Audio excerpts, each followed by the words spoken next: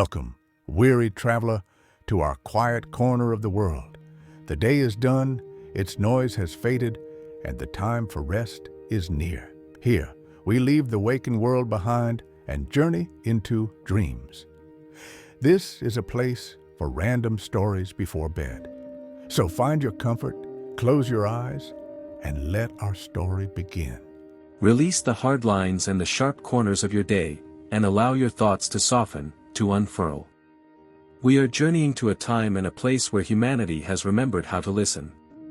We travel to the city of Aethelgard, pronounced Aethelgard, a metropolis built not upon the world, but with it. A city that breathes. And we arrive at the most magical time of year, the first day of spring.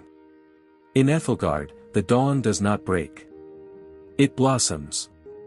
Far above the highest spires of the city, in the thin, clean air where the sky deepens from indigo to a soft, expectant violet, the great solar sails begin their day. They are not rigid panels of metal and glass, but vast, semi-translucent sheets of a material spun from crystalline algae. Impossibly thin, and yet stronger than steel. They hang in the sky like the petals of a colossal, unseen flower. And now, they begin their slow, silent pivot towards the approaching sun. Their movement is utterly silent, a graceful, citywide choreography governed by the sun's first touch. The first light to touch Aethelgard is not a harsh, direct ray, but a soft, diffused blush. It filters down through these immense sails, losing its glare, and arriving in the city below as a gentle, tinted wash of gold and rose. The light flows across the sleeping forms of the city, catching the dew on a billion leaves, and it is this light, this soft and gentle caress, that awakens the world. The city does not stir. It unfurls. The light paints the highest curves of the white, tree-like spires first, then spills gently downwards, level by level, like a slow, warm, silent tide. Our vantage point is a quiet balcony, high on the side of one of the city's residential spires. Let us feel this place.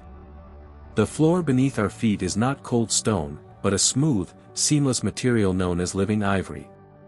It is warm to the touch, and faintly yielding, a bioengineered mycelium weave that slowly grows and repairs itself over centuries. To stand here, is to stand on a living thing. Its surface is covered in microscopic pores that help regulate the ambient temperature, making it cool in the summer, and warm in the winter. The spire itself is a single, colossal organism. Its form, a graceful, sweeping curve that resembles the trunk of an ancient, white-barked tree. Spiraling up its exterior, coiling around our balcony, are thick, healthy vines, their leaves a deep, glossy green. These are dawn glory vines, and as the first light touches their petals, they begin to open, revealing interiors of soft, pearlescent white. The movement is slow, almost imperceptible, but with each opening flower, a subtle, sweet fragrance is released into the morning air. A scent of melon, and rainwater, and clean, new life. This spire is not an isolated tower, but a single tree in a vertical forest, connected to its neighbors by elegant, sweeping sky bridges draped in yet more flowering creepers, forming a web of life, high above the city's foundations. Now, let your gaze drift downwards, into the green canyons between the spires. There are no roads. No rivers of harsh asphalt. Instead, there are two layers of movement. High in the air, weaving between the buildings on invisible pathways, are the sky lanes. Here, the city's transport, silent, glowing skiffs shaped like polished seeds from a colossal tree, glide with effortless grace. They do not rush. They flow, like a school of gentle, luminous fish in a deep, invisible ocean. Below them, at the base of the spires, are the canals. Here, crystal clear water, reclaimed and purified by the city's living infrastructure, flows in wide, gentle channels. The sound of this water is a constant, soothing presence in Aethelgard. A liquid whisper that speaks of purity, and endless cycles. The banks are not hard concrete, but soft, living carpets of emerald moss, dotted with smooth, gray river stones. If you were to look closely into the clear water, you might see tiny, silver fish, no bigger than a fingernail, darting in the gentle current. They are not decorative, but part of the ecosystem, their presence a constant indicator of the water's perfect health. Take a slow, deep breath. The air itself is a tonic. It is clean, truly clean, in a way that feels ancient and new at the same time. It carries the scent of damp, rich earth from the countless gardens, the high, sweet notes of the blooming dawn glory, and a faint, electric tang of ozone. A clean smell, like the air after a summer thunderstorm. This is the gift of the utility structures, which are not industrial towers, but magnificent, vertical wetlands. Imagine a spire dedicated not to living, but to cleansing. Waterfalls cascade down its entire height, flowing not over sterile concrete, but through 1,000 terraces of ferns, mosses, reeds, and filtering flowers. Each level is a self-contained ecosystem, the water passing through layers of roots and soil and stone, emerging at the bottom purer than when it began. The mist from these falls drifts into the city, keeping the air humid and clean, and the sound of their constant, distant roar is the city's deep, steady heartbeat. And into this gentle, unfolding morning, the citizens of Aethelgard begin their day. There is no frantic rush. No jarring noise of alarms or traffic. An awakening here is a personal, quiet thing. On a balcony across the canyon, you can see a figure, their form relaxed, tending to a vertical garden of herbs, their hands moving through the soil with a familiar, loving rhythm. On a sky bridge far below, an elderly man moves through a series of slow, graceful exercises, his flowing, simple robes catching the gentle breeze. A child stands on a lower terrace, her face turned upwards, watching in silent fascination as a seed skiff glides silently overhead. The city's rhythm is not a frantic drumbeat, but the slow, steady pulse of a slumbering heart, now gently beginning to stir. And it is into this gentle, unfolding morning that we find our focus, narrowing from the grand vista of the city, to the personal world of one of its inhabitants. A botanist named Elara, whose own awakening is just beginning. She moves through her home, a space of curving walls and open, flowing rooms. There is very little furniture, and what exists is grown, not built. A comfortable, low-slung chair is formed from the expertly guided growth of a banyan-like tree, its surface smooth and ergonomic. Shelves are natural ledges, coaxed from the walls themselves. There are no screens, no black mirrors of dormant technology. She enters her small kitchen, which is more of an alcove for alchemy. The countertop is a single, polished slab of green river stone, cool and smooth to the touch. She turns a small, leaf-shaped handle, and water flows from a tap shaped like a blooming calla lily. The water is sourced directly from the purification spires, rich with minerals, and with life. She fills a simple, unadorned ceramic mug. She doesn't brew coffee, a relic of a more frantic age. Instead, she moves to a small, sunlit windowsill where several small, potted plants reside. She carefully plucks two small, heart-shaped leaves from a bushy plant called a sunpetal. Its leaves are a vibrant green with edges of shimmering gold. Placed in the mug of warm water, the leaves immediately begin to unfurl, releasing a fragrant, golden steam that smells of honey, citrus, and a faint hint of ginger. This tea does not jolt the system into action. It brings a gentle, focused clarity to the mind, a state of calm alertness. Mug in hand, she steps onto her balcony. The true heart of her home. The morning air is cool and clean. This is not a simple patio. It is a terraced microecosystem, a miniature vertical farm. On the upper level, the broad, waxy leaves of deucalecter plants have done their nightly work. Each large, concave leaf has gathered the morning mist into a single, shimmering pool of pure water at its center. A tiny, automated siphon, disguised as a hanging vine, will later draw this water into the home's reservoir, a closed-loop system of perfect efficiency. Below, a trellis of skyberries is just beginning to flower, their tiny, white blossoms promising a harvest of sweet, deep blue fruits in the coming weeks. She spends a few moments tending to a patch of whisper moss. This is one of her favorite organisms, a sensitive, feathery moss that acts as a living air quality sensor. It changes color based on the air's humidity, purity, and pollen count. Today, it is a vibrant, healthy emerald green, a sign of a perfect spring morning. Her touch is a quiet conversation. She gently removes a fallen leaf from its surface, her fingers brushing against the soft, living velvet. Her work is a partnership with the life that sustains her. Her gaze drifts out to the city. From here, the scale of Aethelgard is both immense and intimate.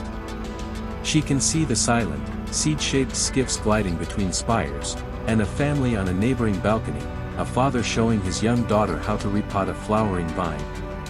Their laughter, soft and distant, drifts across the open air. There is a sense of shared, quiet existence, of being alone, but never lonely. For her breakfast, she gathers a handful of early ripening skyberries from a sheltered vine, their taste an explosion of sweet and tart. She plucks a single, large, sun-warmed peach from a small espalier tree growing flat against the warm spire wall, its skin a soft, blushing velvet. She eats slowly, mindfully, leaning against the balcony railing, looking out at her world. She savors the simple, perfect flavors that were grown just steps from where she stands.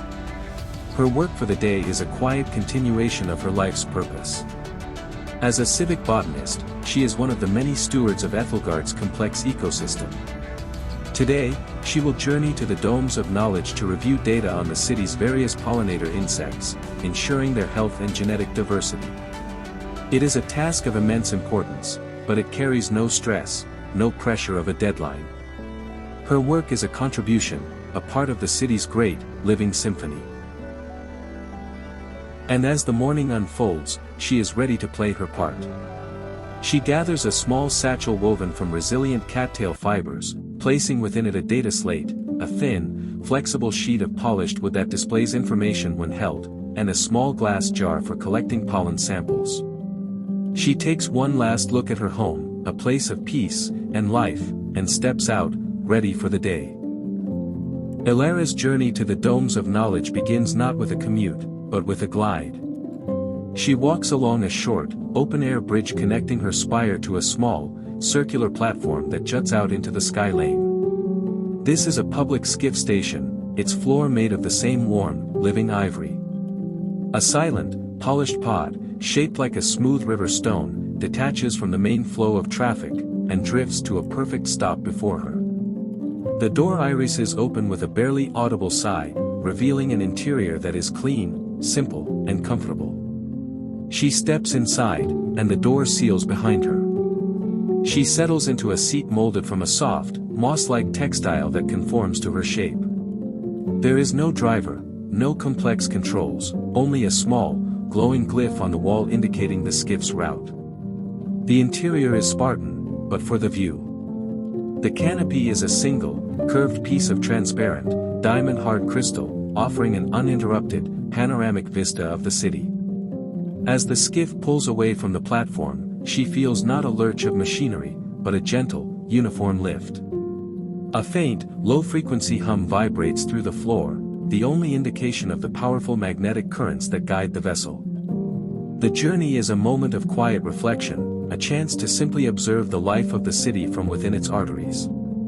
The skiff weaves a graceful path through the green canyons, passing immense waterfalls that cascade down the sides of utility spires, their mist momentarily fogging the canopy before dissipating. It flies beneath sky bridges where citizens are tending to long garlands of flowering vines, their bright colors a stark, beautiful contrast to the deep green and pearlescent white of the city. The domes of knowledge come into view, a cluster of interconnected geodesic domes nestled in a lush, park-like area on one of the city's wider, mid-level terraces. They seem to rise from the earth like colossal, crystalline mushrooms, their frames built from living, light-colored wood, and their panes made of smart glass that tints itself automatically against the brightest light. As her skiff begins its slow, gentle descent towards a landing platform, she sees people moving within the domes, their forms softened by the filtered light and the greenery. Stepping out of the skiff is like entering a different world. The open, breezy air of the sky lanes is replaced by the cool, perfectly humid atmosphere of the domes. The air here smells of damp earth, of the papery scent of old, well-kept books from the physical archives, and the faint, clean scent of ozone from the interior water features. The dominant sound is the gentle, constant murmur of waterfalls, and the soft rustle of countless leaves. Her destination is a specific wing within the largest dome, known as the Biosymphony Archive. Here, the city's ecological data is not just stored, but lived. She finds a quiet, semi-private alcove, its walls made of a dense curtain of living, hanging ferns that creates a sense of seclusion and peace. With a simple gesture in the air, she activates the workspace. A soft, interactive hologram materializes in the space before her, a three-dimensional, shimmering model of the local pollinator ecosystem. It is beautiful, a slowly rotating sphere of light and motion. Tiny, beautiful points of light drift through the hologram, each one representing a drone bee or a native insect.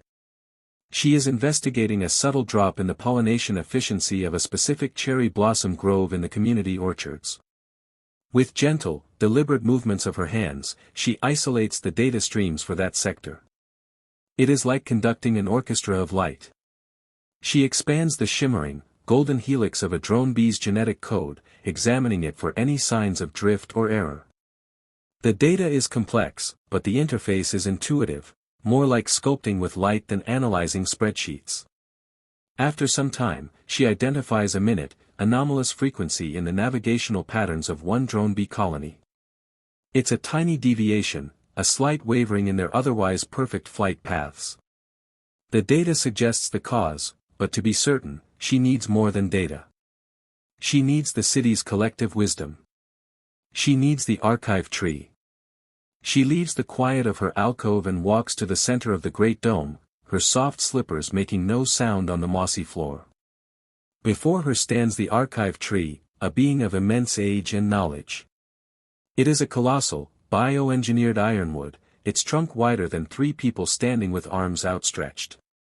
Its bark does not look like normal wood, it swirls with faint, pulsing lines of light, a living network of organic data pathways. The city's entire history, its art, its science, its collective knowledge, is stored organically within the genetic code of this living library. Others are here, standing in quiet reverence, their hands placed upon its warm, living bark. Finding a space, Elara places her own palm flat against the trunk. It feels solid and anciently alive, a faint, slow pulse beating beneath the surface, like a slumbering heart.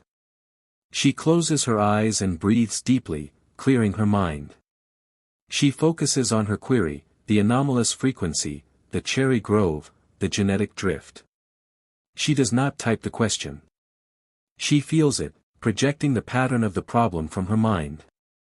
In response, the archive tree does not give her words or text. It gives her understanding. A pattern of soft, warm light flows from the bark, up her arm, and blossoms behind her eyes. It is a cascade of sensory information. She feels the subtle magnetic vibrations of the earth, she hears the pure, crystalline tone of a newly installed water chime in the orchards, she sees the drone bee's internal navigational sensors as patterns of light. And she understands. The chime's resonant frequency, beautiful and harmless, was creating a slight, harmonic interference with the drone's sensors. It was not a flaw, but an unforeseen harmony. A new note in the city's song that was causing a slight, momentary confusion. A soft smile touches her lips. She has her answer. The feeling of pure, unadulterated understanding is a gentle, profound joy. Opening her eyes, she removes her hand from the tree, giving its ancient trunk a grateful pat. She returns to her alcove and, on her thin, wooden data slate, she makes a simple notation with a stylus, a recommendation to slightly alter the resonant frequency of the new chimes by a few imperceptible hertz. A minor adjustment, to restore a perfect balance. Her work here is done, a successful morning spent listening to the city's subtle whispers. With her task complete, Elara feels the gentle, natural pull of hunger. The midday sun, now high in the sky and filtered to a pleasant warmth by the great sails above, signals the time for rest and sustenance. She decides against taking a skiff, choosing instead to walk. The journey itself is as nourishing as the meal that awaits her.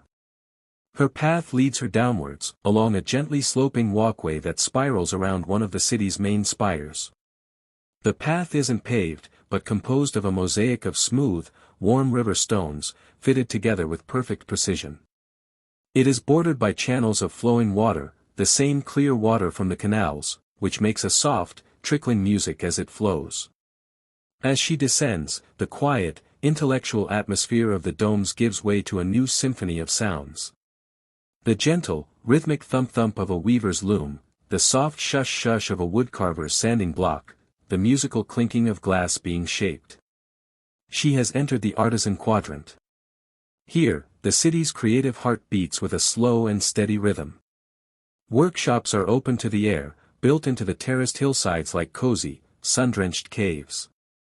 They are places of focus and quiet passion. She pauses to watch a glassblower, a master of light and form. He draws a glowing, molten orb from a silent, solar-powered furnace that uses focused sunlight to melt sand. With a long pipe, he breathes, and the orb swells, transforms, becoming a beautiful, iridescent vase, its colors swirling like oil on water. Further on, a woodworker carves intricate, flowing patterns into a bench made from a fallen lumenwood branch. His tools move with a grace that speaks of a lifetime of practice, his hands seeming to know the wood's spirit, following its grain rather than forcing their will upon it. There is no machinery, no noise, only the pure sound of creation. A young apprentice sits nearby, not working, but simply watching, absorbing the lesson in silence. She finds herself drawn to a small, serene grotto where a woman sits before a collection of large, crystal bowls filled with varying levels of water. This is Lyra, a sound sculptor. Elara watches as Lyra gently traces the rims of the bowls with her fingertips, creating a series of pure, resonant tones that seem to hang in the air like shimmering curtains of sound. The music is not a melody, but an atmosphere. A vibration that washes over the quadrant, calming the mind and encouraging a state of focused creativity. Elara closes her eyes for a moment, letting the harmonic waves soothe her, feeling the vibrations in the floor, and in the air around her. Continuing on, she arrives at the Sun Terrace Canteen. It is not a building, but a space defined by nature. A canopy of ancient, interwoven fig and banyan trees forms the living roof, their thick branches providing deep, cool shade, dappling the area below with soft, moving patterns of sunlight. Long, communal tables, each carved from a single, naturally fallen ironwood tree and polished to a satin finish by generations of use, are arranged throughout the grove-like hall. There is no clatter of trays, or shouting of orders. A long, beautiful counter of polished green stone is laden with the day's harvest. The colors are a feast for the eyes. Vibrant salads of crisp, multicolored greens, edible flowers, and shaved vegetables, bowls of sun-ripened tomatoes and cucumbers glistening with herb-infused oils, a large, earthenware pot of fragrant lentil stew, its steam rising in a slow, inviting curl, and stacks of warm, crusty bread, its scent filling the air with a promise of wholesome comfort. Everything is fresh, grown in the city's own vertical farms and orchards. Elara takes a simple, ceramic bowl and fills it with the hearty stew, its warmth radiating through the clay. She takes a thick slice of the bread. She finds an open space at one of the long tables, sitting down next to an elderly man who is quietly sketching the patterns of light on the floor in a notebook. Across from her, two young engineers are engaged in a soft-spoken, animated conversation, using their hands to describe the elegant curve of a new skybridge design. No one is looking at a screen. The connections are real, present, and unhurried. She eats slowly, mindfully. The flavors are clean and vibrant. The warmth of the stew, the earthy taste of the lentils, the slight sweetness of the root vegetables, each bite is a reminder of the city's health, of the perfect, sustainable cycle that she herself is a part of. The quiet murmur of conversation, and the distant, resonant tones from Lyra's water bowls, provide a peaceful backdrop. Here, a meal is not just about feeding the body. It is about nourishing the spirit, and reinforcing the bonds of community, one shared table at a time. As the afternoon light softens, transitioning from bright silver gold to a warm, honeyed orange, the pace of the city slows to a gentle sigh. The artisans clean their tools with meditative care, the scholars close their holographic texts, and a collective, quiet transition begins. This is the golden hour, a shared, silent celebration of the day's end. Elara, feeling nourished and content, begins her slow journey back towards her spire. The walk is peaceful, the city bathed in an ethereal glow. Every leaf, every petal, every drop of water in the canals seems to be dipped in liquid sunlight. The solar sails high above pivot one last time, catching the final, horizontal rays of the sun, and casting long, soft shadows that stretch like sleeping giants across the terraces. As the last sliver of sun disappears below the cloud horizon, the city performs its most beautiful daily magic. The luminance. It does not become dark.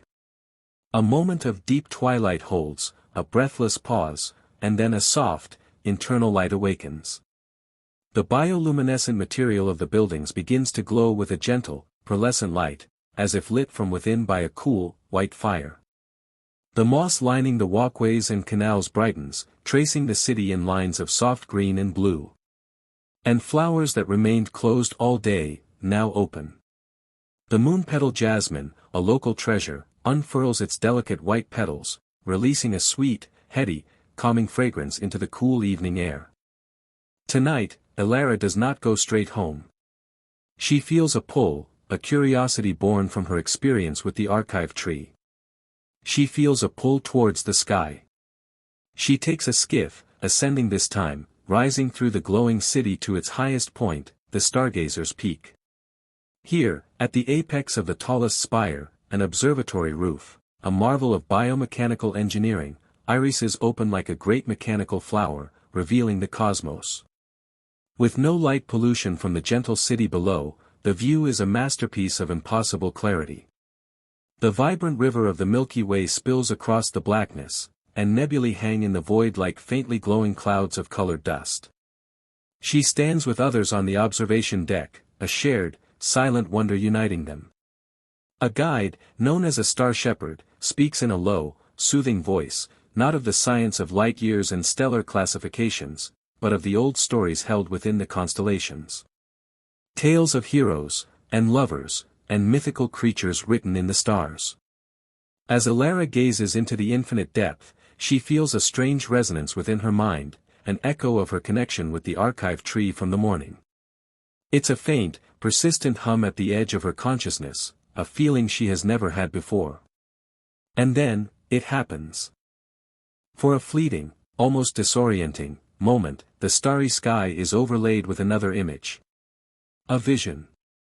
Faint and translucent, like a dream. It is not of Aethelgard. The sky in this vision is a uniform, sickly gray, a sky without sun or stars.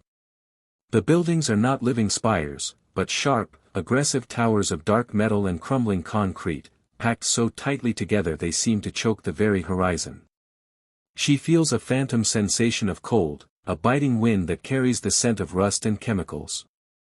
She hears a distant, chaotic clamor, a cacophony of sirens, grinding machinery, and angry shouts, a stark, painful contrast to the gentle hum of her own world.